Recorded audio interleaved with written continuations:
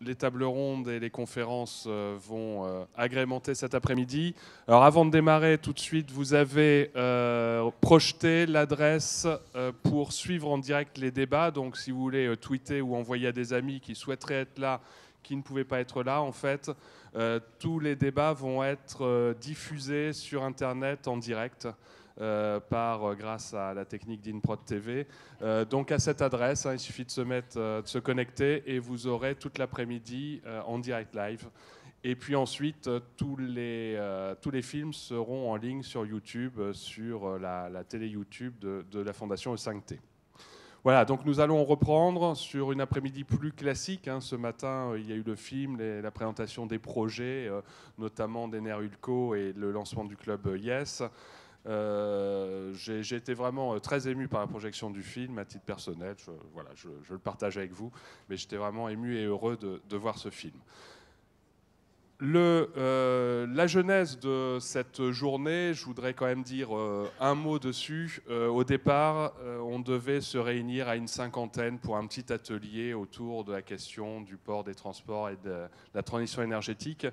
Et Amen Abiassi, directeur de ICITCO, a vraiment apprécié cette idée, ce projet. Et puis petit à petit, à force de rencontrer du monde, et puis l'ULCO qui nous soutenait, ce projet d'atelier d'une journée, d'une demi-journée est devenu une université. Et nous avons lancé l'idée avec le 5T de créer ces universités saisonnières, les 4 saisons. Alors ça n'est pas Vivaldi, je remercie au passage d'ailleurs nos 2 musiciennes chanteuses qui sont des étudiantes de l'ICITCO et qui ont animé ce repas et qui seront à nouveau là pour la pause. Alors au départ c'était donc un petit atelier et puis c'est devenu une université. On s'est dit l'université d'hiver à Dunkerque, pourquoi pas. Et puis on en est là aujourd'hui avec 230 inscrits. Alors après, il y a ceux qui ne restent pas la journée, qui reviennent, qui ressortent, mais 230 inscrits alors qu'au départ on était parti pour une cinquantaine.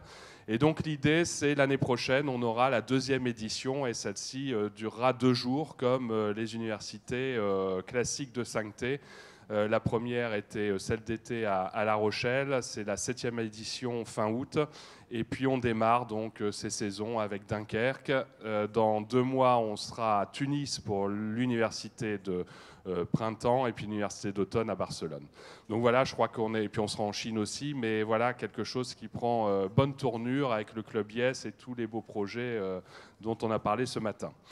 Alors là, je suis heureux et honoré d'accueillir dans un premier temps donc Monsieur Amen Abiassi, qui est directeur de ICITCO et qui, comme je vous le disais, a donné son feu vert au mois d'octobre quand on a commencé à émettre l'idée de cette journée.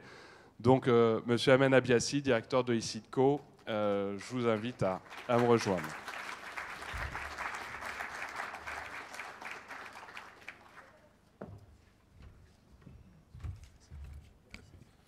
Monsieur le représentant du président de la communauté urbaine de Dunkerque, Madame la présidente de E5T, Monsieur le vice-président de la recherche de l'Université du Littoral, représentant de notre président Hassan Al-Doc, Monsieur le président du conseil de l'ICID, Madame, Monsieur le président, chers collègues, chers invités, je voulais me faire l'interprète de tous les personnels de l'ICITCO, qu'ils soient enseignants, administratifs ou étudiants, pour vous remercier d'avoir répondu si massivement à notre première édition, Université d'hiver à Dunkerque.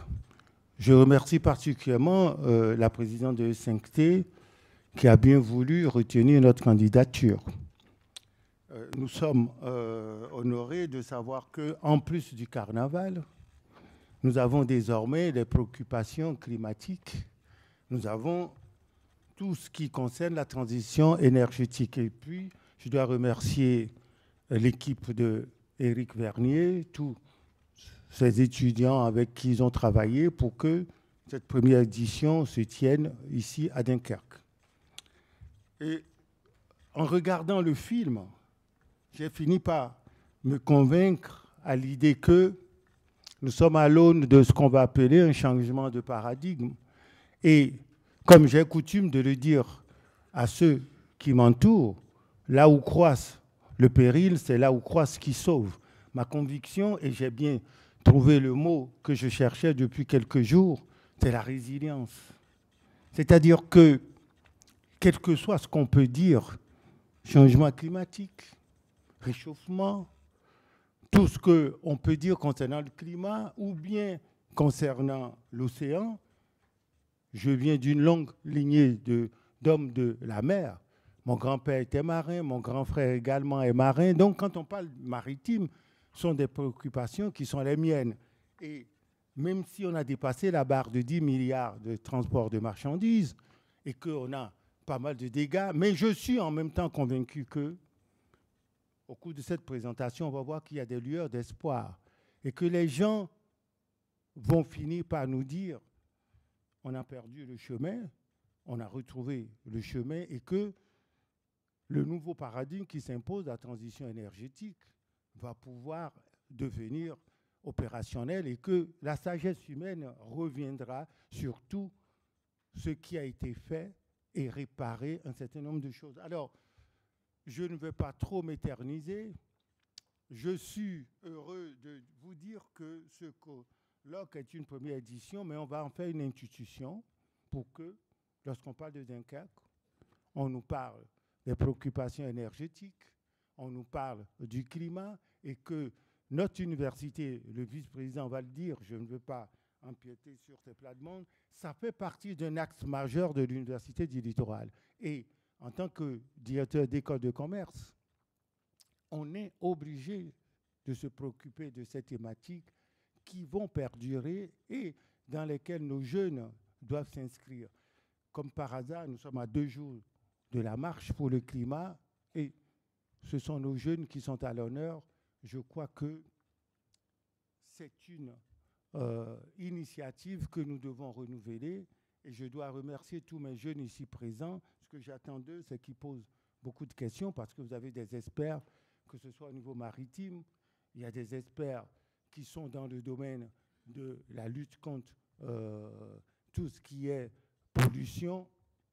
Nous avons des problèmes ce matin et ça continue. Bref, je dois vous dire ma joie et puis mon implication et mon soutien total pour que l'université d'hiver à Dunkerque devienne une institution. Je vous remercie.